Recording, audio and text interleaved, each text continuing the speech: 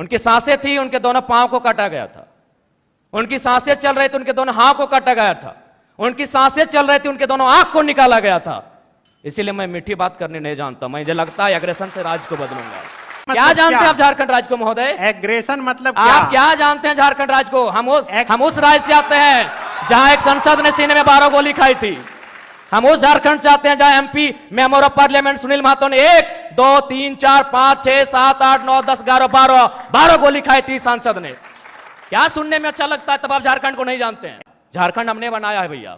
निर्मल महतो के सीने में गोली लगी थी, तब झारखंड का चर्चा दिल्ली में हुआ था। तब राजीव गांधी को पता चला था कि हां झारखंड की डिमांड किया जा रहा है। तो मुझे लगता है एक बार ये श्रीमान, ये नियम कानून, एक बार एग्रेशन की गवर्नमेंट होनी चाहिए। बाकी यूथ डिसाइड करे। मेरा जो व्यवहार है फॉलो अप के मंच में भी मेरा यही व्यवहार है। पसंद लगे वोट कीजिएगा, ना लगे इग्नोर कीजिए। बोल रहे हैं सुनने में अच्छा लग रहा है, आप बोल रहे हैं नहीं, सुनने में नहीं। आप तब झारखंड राज्य को नहीं समझते हैं सन्नी जी। मैं बोल रहा हूँ एग्रेशन नहीं, आप नहीं समझते हैं झारखंड राज्य को। मैं एग्रेशन सुनने में अच्छा नहीं लगता, यही रियलिटी है। एग्रेशन मतलब यही है, कठोर डिसीजन, त्वरित कार्रवाई। आज कार्रवाई किस पे होती है? एक ठेला पे काम करने वाला है, तुरंत कार्रवाई होगी। एक मजदूर है, पुलिस तुरंत कार्रवाई करेगी। आपकी कार्रवाई उस समय काहे नहीं होती है जब बड़े बड़े लोग आपकी गिरफ्त में आते हैं, बड़ी बड़ी मछलियां जाल में फंसती हैं? क्यों कार्रवाई नहीं होती? हम लोग आते हैं तो छोटा रहे या बड़ा रहे, जो गलत रहेगा उस पर कार्रवाई होगी।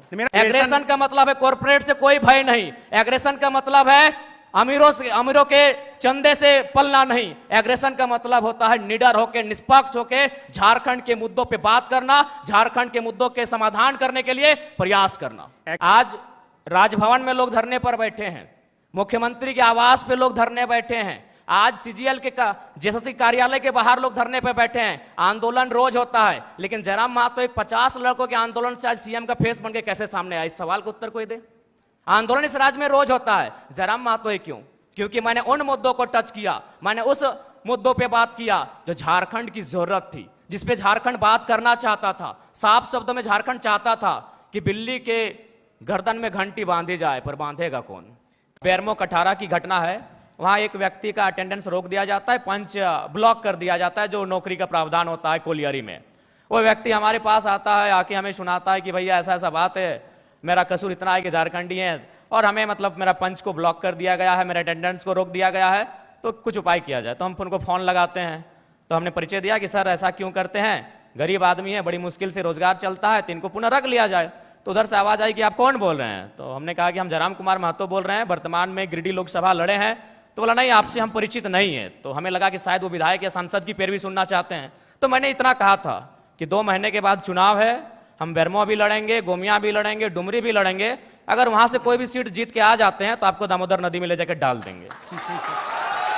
विश्वास कीजिए, विश्वास कीजिए, वो व्यक्ति का भी नाम बता देंगे, ऐसा नहीं हम झूठ बोल रहे हैं। 10 सेकंड में उनका आवाज बदला कि जयराम बाबू बोलिए क्या बात है।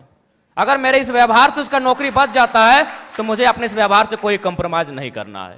24 साल आपने चला लिया श्रीमान करके, 24 साल आपने चला लिया नियम कानून की बात करके। हमें लगता है कि एक एग्रेसिव गवर्नमेंट आनी चाहिए और मेरा यही एग्रेशन मुझ में रहेगा। क्योंकि मैं ना संजय मेहता जी के तर्ज पे मैं बरी से आता हूं, ना मैं चौपारण से आता हूं, ना मैं गढ़वा से आता हूं, मैं धनबाद से आता हूं। मैं एक घटना सुनाता हूं सुरेश महतो की, और विधायक मैडम बैठी हैं, हालांकि उस समय वो बहुत किस्सा पुराना है। वो झरिया विधानसभा की घटना है, वो भोरा क्षेत्र की घटना है। एक व्यक्ति है, उनका नाम है सुरेश महतो, मैं उस कौम का बेटा हूं। एक व्यक्ति थे, उनका नाम था सुरेश महतो, मैं उस कौम का बेटा हूं। उनको मारा गया था, उनकी सांसें थी, उनके दोनों पांव को काटा गया था। उनकी सांसें चल रही थी, उनके दोनों हाथ को काटा गया था। उनकी सांसें चल रही थी, उनके दोनों आंख को निकाला गया था। इसीलिए मैं मीठी बात करने नहीं जानता। मुझे लगता है एग्रेशन से राज्य को बदलूंगा। वे ऐसे लोग हैं जिनको लगता है कि इस दुनिया में मौत नाम की कोई चीज़ नहीं होती है, जिनको लगता है कि शायद वो सारा धन एकत्रित करके स्वर्ग जा सकते हैं, वहाँ सुख भोग सकते हैं। बिल्कुल ये बहुत गंभीर समस्या है और मुझे लगता है कि इसमें सरकार के लोग शामिल होंगे, विपक्ष के लोग शामिल होंगे। ये कोई नई बात नहीं है। अगर आदरणीय शिल्पी जी कह रही हैं कि अगर वो जनता जानती है, तो जनता को मालूम है कि किस प्रकार से जेपीएससी की परीक्षा होती है। उनमें जब रिजल्ट आता है तो विधायक जी के रिश्तेदार होते हैं। इसमें 24 वर्षों से जिन लोगों ने राज्य की सत्ता को संभाला है, 24 वर्षों से जिन लोगों ने इस राज्य की सरकार को चलाया है, पक्ष बन के विपक्ष बन के, सबका उसमें हिस्सेदारी होता है। तो इसलिए जिस दिन वो इस बात को मानेंगे कि हमें एक समानतापूर्वक जीवन जीना है, हम लोग वास्तव में इंसान मनुष्य तभी हैं जब दूसरे की दर्द, दूसरे की तकलीफ और पीड़ा को देखकर हम भी पीड़ित होते हैं, तब शायद ये माहौल बदले। लेकिन फिलहाल ऐसे परिवेश में ये बुद्ध का देश भले है, लेकिन आज बुद्ध के विचार बिल्कुल विलुप्त हो चुके हैं। मुझे नहीं लगता है कि कोई शांतिप्रिय तरीके से इस प्रकार के रास्तों से हटेगा। मैं बनावटी इंसान नहीं हूं। उस मीटिंग में 52 मिनट डिस्कशन हुआ था, मैंने 52 मिनट के बाद मुंह खोला था, और ये तो मीडिया चल रही थी और कैमरा में कैच हो रहा था, इसीलिए मैंने बोतल को टेबल में पटका। मां कसम हम किसी के मुंह में पटकते, आपके पांव तले जमीन खिसक जाएगी। जब आपने छेड़ा है तो सुन लीजिए। यही विनोद बिहारी विश्वविद्यालय में एक कंपनी, एक एजेंसी ने टेंडर लिया है, मजदूरों को ज्वाइनिंग लेटर के साथ साथ रिजिग्नेशन लेटर पे साइन करा गया। इस भारत में कहां होता है यार? मैं आक्रामकता की बातें करता हूं, कारण कौन है? रिजिग्नेशन लेटर पे साइन कराया गया है, कौन देगा उत्तर? भारत देश में 4 स्तंभ है कहने को, न्यायपालिका, कार्यपालिका, विधायिका, पत्रकारिता। कौन रिस्पॉन्सिबल है कि ज्वाइनिंग? ताजुब की बात है, ज्वाइनिंग लेटर भी मिला है और उनको साइन भी करा लिया है। क्या बोलते हैं आप? रिजिग्नेशन लेटर, रिजाइन लेटर में भी साइन करवाया गया है। और एक घटना गोमिया की, जब मेरा सभा था बेरमो में, वो लड़का आया, उसने कहा कि जो एजेंसी है उनको पेमेंट देना होता है 20,000, लेकिन मेरा शर्त है उनका कि 20,000 आपके अकाउंट में देंगे, आपको 8,000 रिटर्न करना होगा, नहीं तो नौकरी से निकाल देंगे। उसके बाद भी अगर आपका खून नहीं खोलता है तो आप बनावटी लोग हैं, असल लोग नहीं है। अगर आप चाहते हैं मेरे अंदर की आक्रामकता कम हो, आप चाहते हैं मेरे अंदर की उग्र भावना कम हो, तो आज प्रबुद्ध लोग बैठे हैं। आज माननीय मंत्री दीदी बैठी हैं, आज माननीय मंत्री महोदय बैठे हैं, मंत्री 3 मंत्री बैठे हैं, आज प्रदेश अध्यक्ष महोदय बैठे, सांसद महोदय बैठे हैं, झारखंड मुक्ति मोर्चा के फिलहाल पालनहार हैं बैठे, आज विधायक मैडम बैठी हैं, यहां भी एक विधायक बैठे हैं, यहां भी एक विधायक बैठे हैं। ये लोग तय करें कि इस प्रकार का जुल्म, शोषण, अत्याचार एक आम व्यक्ति पे, यानी जो लोग हाशिए पर हैं, जो लोग निम्न स्तर पे हैं, उनके साथ अन्याय नहीं होगा। जयराम महतो प्रेम की कविताएं लिखेगा, इनकलाब की बातें नहीं करेगा। जयराम जी, कि अगर एक व्यक्ति पे कार्रवाई होती है और उस कार्रवाई से अगर हजारों स्टूडेंट को एक उम्मीद मिलती है, अगर एक व्यक्ति पे कार्रवाई होती है और हजारों किसानों की खुशहाली आती है, तो मुझे लगता है उस व्यक्ति पे कार्रवाई होनी चाहिए। और मैं अपना एक अनुभव बताना चाहूंगा। हालांकि ऐसे मंचों पे जहां एकेडमिक लोग आके सुन रहे हैं, इंटेलेक्चुअल लोग आके सुन रहे हैं, नहीं बोलना चाहिए, लेकिन मुझे मेरा जो कैरेक्टर है वो सबके सामने मैं आपको बताना चाहूंगा। ये बेरमो कठारा की घटना है। वहां एक व्यक्ति का अटेंडेंस रोक दिया जाता है, पंच ब्लॉक कर दिया जाता है, जो नौकरी का प्रावधान होता है कोलियरी में। वो व्यक्ति हमारे पास आता है, आके हमें सुनाता है कि भैया ऐसा ऐसा बात है, मेरा कसूर इतना है कि झारखंडी है और हमें मतलब मेरा पंच को ब्लॉक कर दिया गया है, मेरे अटेंडेंस को रोक दिया गया है, तो कुछ उपाय किया जाए। तो हम उनको फोन लगाते हैं, तो हमने परिचय दिया कि सर ऐसा क्यों करते हैं, गरीब आदमी है, बड़ी मुश्किल से रोजगार चलता है, तो इनको पुनः रख लिया जाए। तो उधर से आवाज आई कि आप कौन बोल रहे हैं? तो हमने कहा कि हम जयराम कुमार महतो बोल रहे हैं, वर्तमान में गिरिडीह लोकसभा लड़े हैं। तो बोला नहीं, आपसे हम परिचित नहीं है। तो हमें लगा कि शायद वो विधायक या सांसद की पैरवी सुनना चाहते हैं। तो मैंने इतना कहा था कि 2 महीने के बाद चुनाव है, हम बेरमो भी लड़ेंगे, गोमिया भी लड़ेंगे, डुमरी भी लड़ेंगे, अगर वहां से कोई भी सीट जीत के आ जाते हैं तो आपको दामोदर नदी में ले जाकर डाल देंगे। विश्वास कीजिए, विश्वास कीजिए, वो व्यक्ति का भी नाम बता देंगे, ऐसा नहीं हम झूठ बोल रहे हैं। 10 सेकंड में उनका आवाज बदला कि जयराम बाबू बोलिए क्या बात है। अगर मेरे इस व्यवहार से उसका नौकरी बच जाता है तो मुझे अपने इस व्यवहार से कोई कंप्रोमाइज नहीं करना है। अलग राज्य की लड़ाई जिन मुद्दों के साथ लड़ी गई थी वही मेरे मुद्दे होंगे। झारखंड अलग राज्य की लड़ाई में जो सोच के साथ इस राज्य को अलग किया गया था कि जब ये राज्य अलग होगा तो यहाँ के युवाओं के पास क्या अधिकार होगा, जब ये राज्य अलग होगा तो यहाँ के किसानों के पास क्या स्वतंत्रता होगी, मेरे मुद्दे वही होंगे। झारखंड जो हमारे झारखंड के नाम में ही छुपा है, झाड़ यानी जंगल, खंड यानी जमीन का एक भूभाग, और हमारी जो निरंतर लड़ाइयाँ रही हैं आदिकाल से, वो इसी विषय को लेकर रही हैं। तो जब मैं विधानसभा के चुनाव में जाऊंगा, मेरा पहला मुद्दा इस राज्य में एक सुदृढ़ स्थानीय नीति का रहेगा। चूंकि मैं जिन क्षेत्रों से आता हूं वो कोयलांचल का क्षेत्र है। आज भी मैं जब कोयलांचल से होकर आया तो लोगों ने अपनी समस्याओं को लगभग 15-20 आवेदन मेरे पास पड़े। जब मैं एक सामान्य सा बालक हूँ, मैं एक साधारण सा बालक हूँ और मुझे प्रतिदिन 15 से 20 समस्याओं को सुनना पड़ता है, जो समस्याएं होती है जमीन से संबंधित।